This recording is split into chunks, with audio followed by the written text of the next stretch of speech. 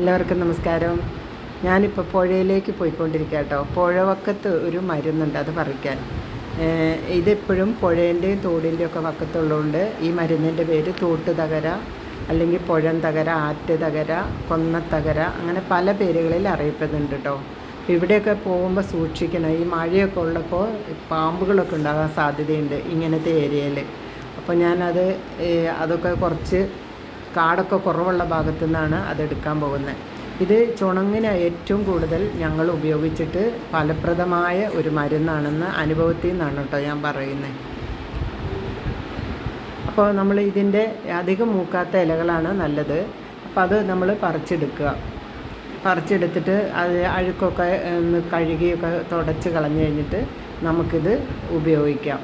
ഇത് നമ്മൾ വട്ടച്ചൊറിക്കും, പിന്നെ പുഴുക്കടി, അങ്ങനെ കുറേ കാര്യങ്ങൾക്ക് ഇത് ഒത്തിരി ഗുണമുള്ളതാണെന്നാണ് അനുഭവസ്ഥർ പറയുന്നത് കേട്ടോ. ഞാൻ ചുണങ്ങിന് മാത്രം ഇത് ചെയ്ത് എനിക്ക് ഉറപ്പ് പറയാൻ പറ്റും ചുണങ്ങ് മാറുമെന്ന്. അപ്പോൾ ഇതിൻ്റെ മൂക്കാത്ത ഇലയാണ് നമ്മൾ ഉപയോഗിക്കാൻ എളുപ്പം. അത് പെട്ടെന്ന് തന്നെ നമുക്കൊരു കല്ലേലിട്ടിട്ട് ഇങ്ങനെ ഉരച്ചാൽ അതിൻ്റെ നീര് കിട്ടും. അതൊന്ന് തേച്ച് കൊടുത്തേച്ചാൽ മതി കേട്ടോ.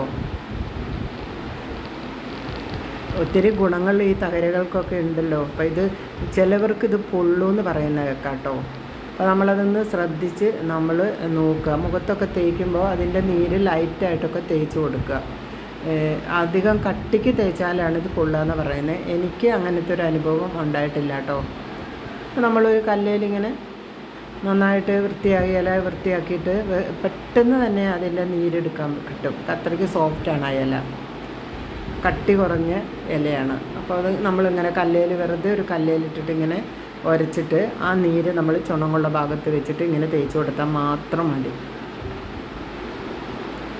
ഒത്തിരി കട്ടിക്ക് അരച്ചിടുകയൊന്നും വേണ്ട കേട്ടോ. അതിൻ്റെ നീര് വറ്റിയാൽ മതി. അവിടുത്തെ ആ ചുണങ്ങൊക്കെ പൊക്കോളും. നമ്മൾ ഒരാഴ്ച നമ്മൾ ചുണങ്ങുള്ള സ്ഥലത്ത് ഒരു 3-4 ഇല എടുത്തിട്ട് ഇങ്ങനെ തേച്ച് കൊടുത്താൽ മതി. വീണ്ടും വരുമെന്ന് പറയുന്നുണ്ട് കേട്ടോ. അപ്പം നമ്മൾ ഇടയ്ക്കിടയ്ക്ക് അവിടെ ഒന്ന് തേച്ച് കൊടുക്കണം. നമുക്ക് വലിയ പണിയൊന്നുമില്ലല്ലോ. 4 ഇല എടുത്തിട്ട് അരയ്ക്കാം. ഇഷ്ടം പോലെ ഇലകൾ ഇങ്ങനെ കിട്ടുകയും ചെയ്യും. അപ്പോൾ എൻ്റെ ചാനൽ കാണാത്തവരൊക്കെ ഒന്ന് സബ്സ്ക്രൈബ് ചെയ്താൽ ഷെയർ ചെയ്തൊക്കെ കാണണേ. മുഖത്തും തേക്കാം കേട്ടോ. എനിക്ക് മുഖത്ത് തേച്ചിട്ട് പൊള്ളിയിട്ടൊന്നുമില്ല. ചിലവർക്ക് പൊള്ളലൊക്കെ ഉണ്ടാവുമെന്ന് പറഞ്ഞാൽ അതിൻ്റെ നീര് മാത്രം ഒന്ന് തടവി കൊടുത്തേച്ചാൽ മതി.